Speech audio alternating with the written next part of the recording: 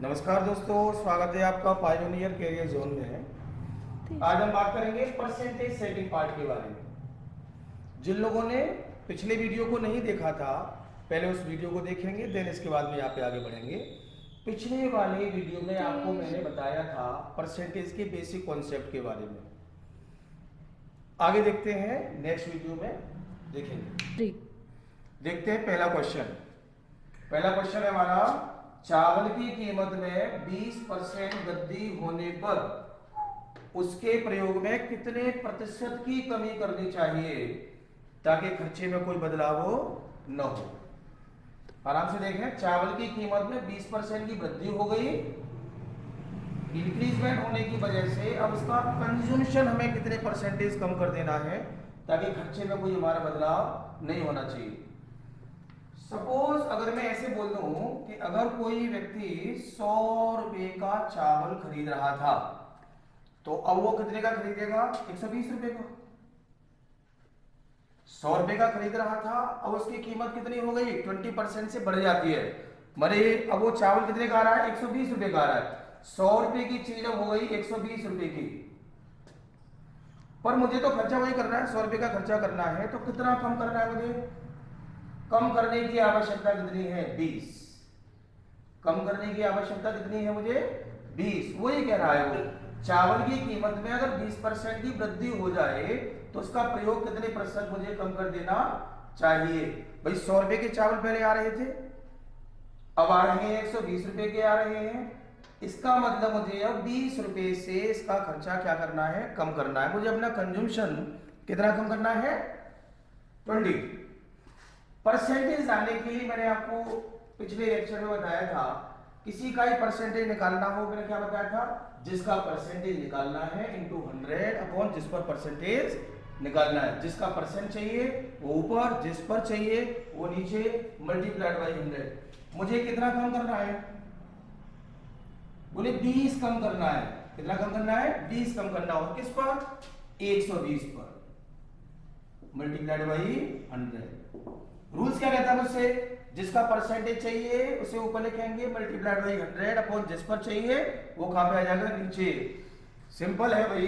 100 रुपए की चीज अब कितने की आ रही है? 120 रुपए की आ रही है। अब मुझे कितना कम करना है? 20 रुपए कम करना है। किस पर कम करना है? बोले 120 पर कम करना है।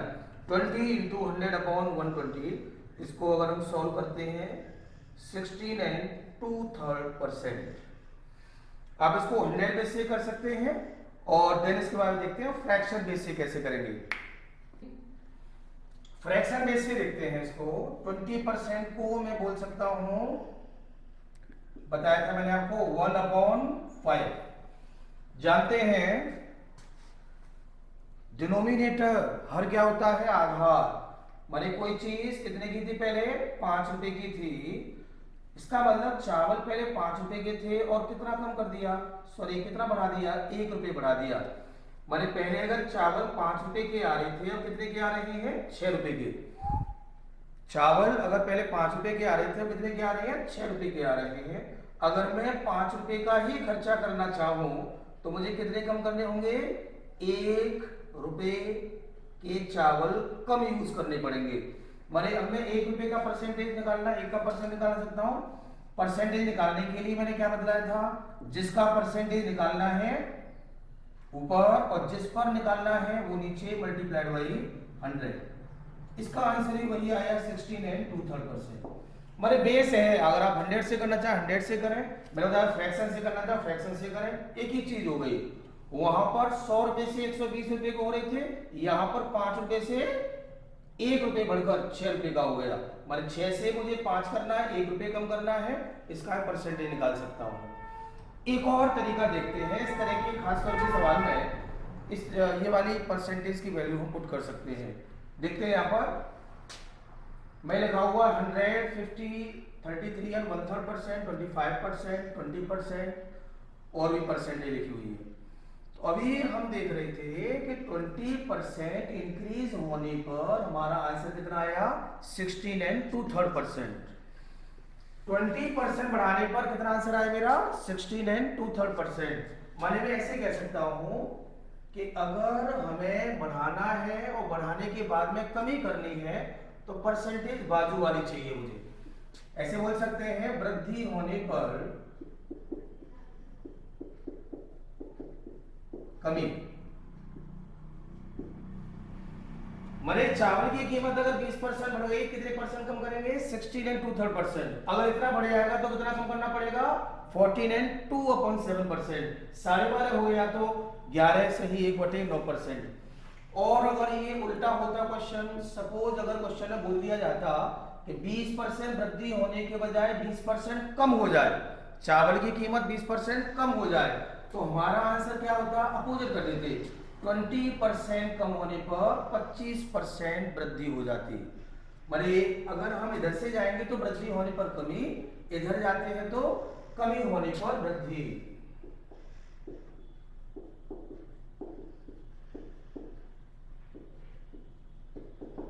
एक और एग्जांपल देखते हैं, एक और एग्जांपल देखते हैं। यहां पर चीनी के मूल्य में 10% कमी होने पर प्रयोग कितने प्रतिशत बढ़ा दिया जाए ताकि खर्चे में कोई बदलाव न हो।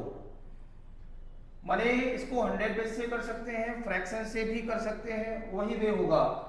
पहले कोई चीज अगर 100 की थी, अब 10% कम हो गई, कितनी हो गई? 90।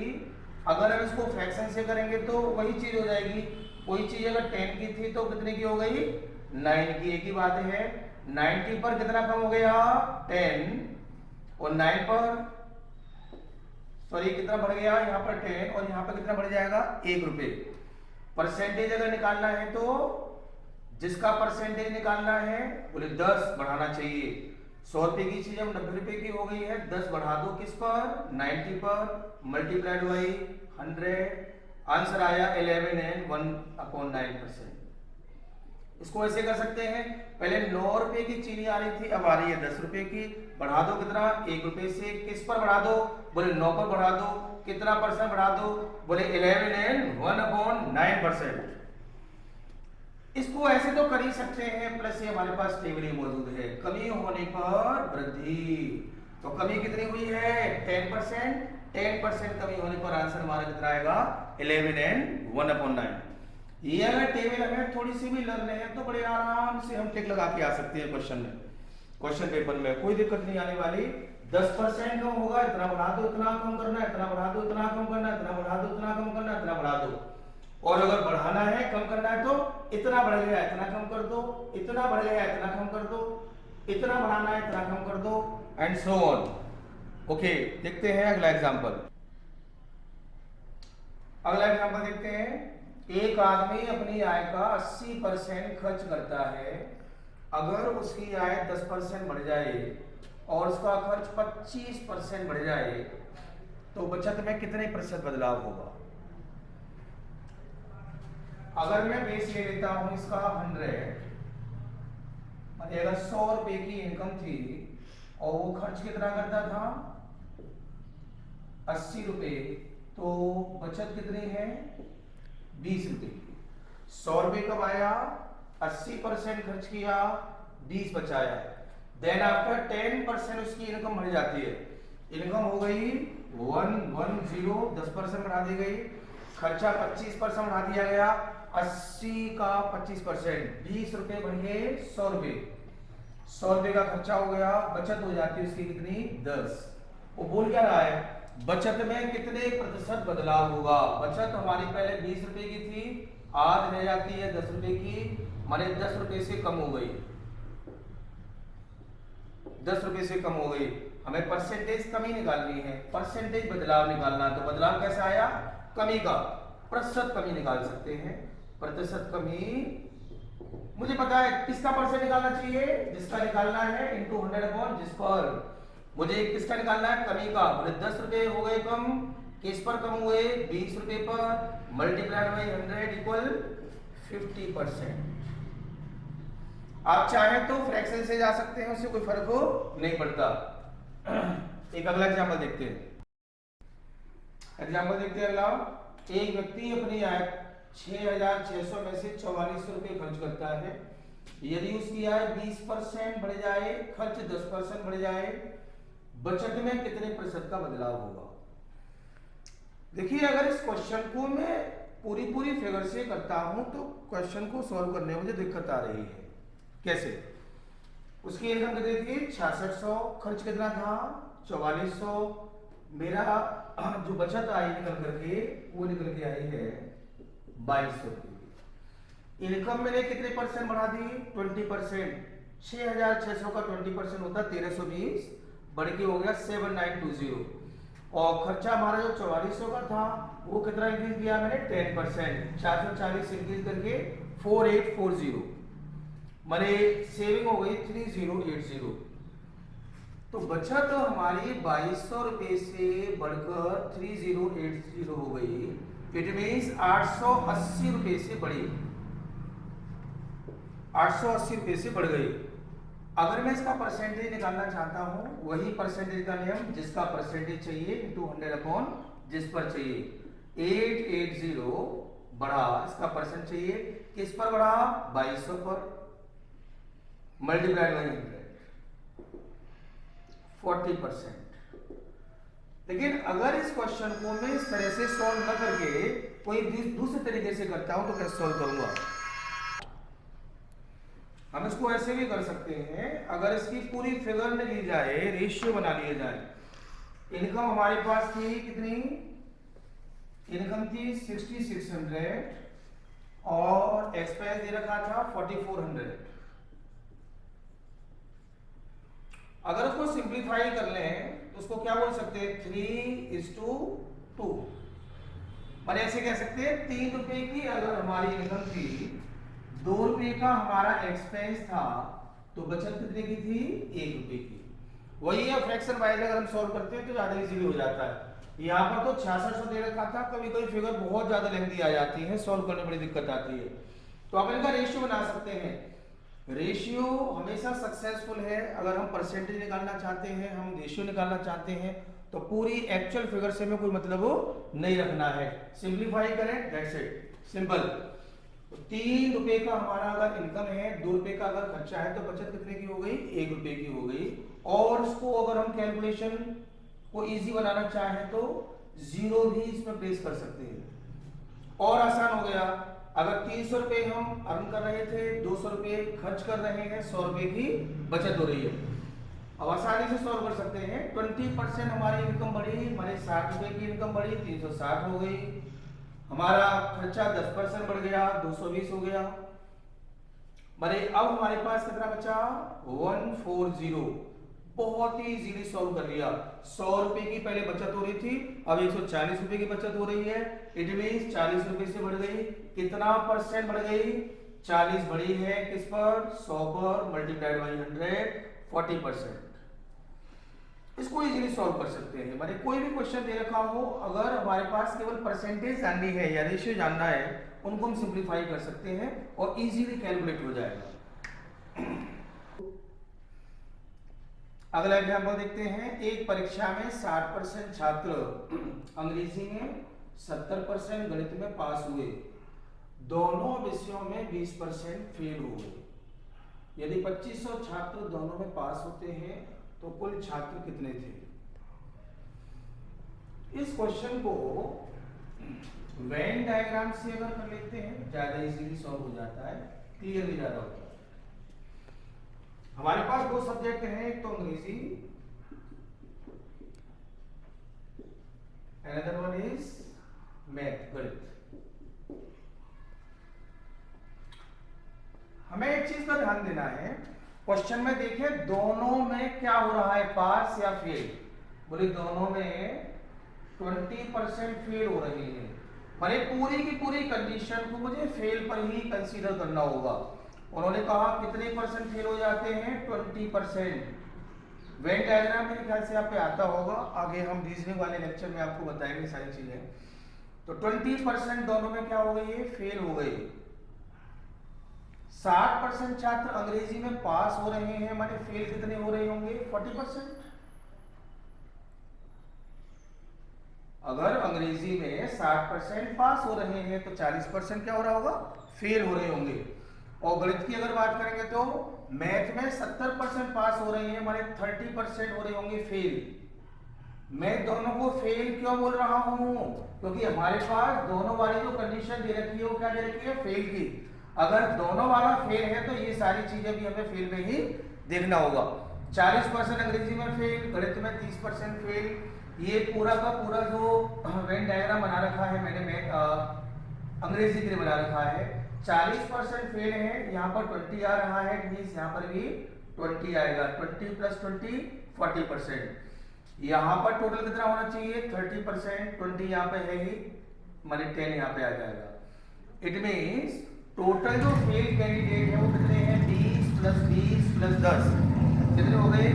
50% बंदे क्या हो गए? फेल हो गए। अगर 50% फेल हो रहे हैं, इट मीन्स पास भी कितने हो रहे होंगे? 50% ही हो रहे होंगे पास। क्वेश्चन में क्या दे रखा है? दोनों में पास हुए 2500 और हमारे अकॉर्डिंग कितने पास होते हैं? 50। अब हम नॉर्मल चीजें लिख सकते हैं, मैंने बताया था आपको 50 का मीन्स 2500। हमारे अकॉर्डिंग कितने पास हो रहे हैं? 50। हमारे अकॉर्डिंग 50 पास हो रहे हैं। अकॉर्डिंग क्वेश्चन 2500 पास हो रहे हैं। 50 का मतलब 2500, एक का मीन कितना हो गया? 50। 100 का मीन क्या हो गया? 5000। 5000 बच्चे उस एग्जाम में टोटल बैठे थे। ठीक है, नेक्स्ट एग्जाम्पल। नेक्स्ट एग्जाम्पल, एक चुनाव में 2 उम्मीदवारों ने भाग लिया। 20% लोगों ने मत नहीं किया। 12.5% मत अवैध घोषित किए गए। जीतने वाले को 60% वैध मतों का प्राप्त हुआ और 2800 मतों से विजयी हो गया। बताइए कुल कितने मतदाता थे? देखते हैं। सपोज टोटल जो वोटर थे वो कितने थे? 100 थे। टोटल वोटर कितने थे? 100।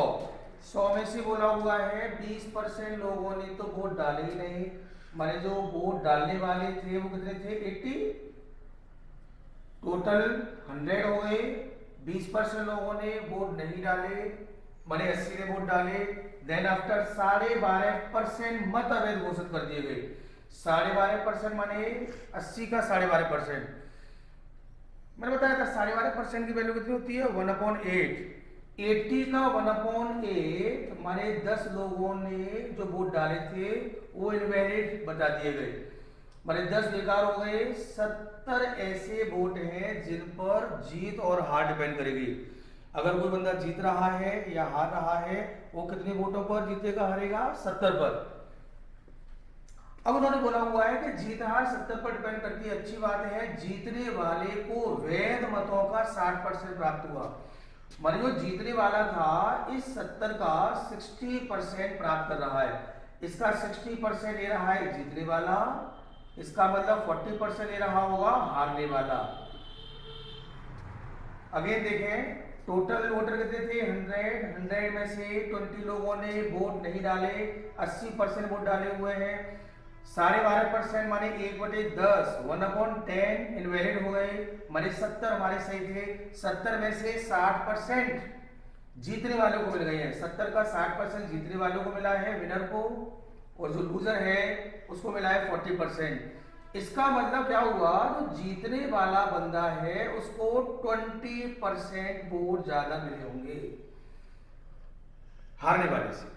60% जीतने वालों को मिल रहे हैं, हारने वालों को 40% मिल रहे हैं। 20% ज्यादा वोट मिल रहे हैं किसको? जीतने वाले को। 20% किसका? 70 का। जीत हार 70 पर डिपेंड कर रही है, क्योंकि वैलिड जो वोट है वो है 70। 70 का 20% 14 वोटों से जीता होगा। जीतने वाला जीत रहा है वो 14 वोटों से जीत रहा है, और जबकि जीतने के लिए दे क्या रखा है इन्होंने? 2800 वोटों से वह जीत गया। माने 14 का मतलब 2800, एक का मीन 200 और 100 का मीन 20000।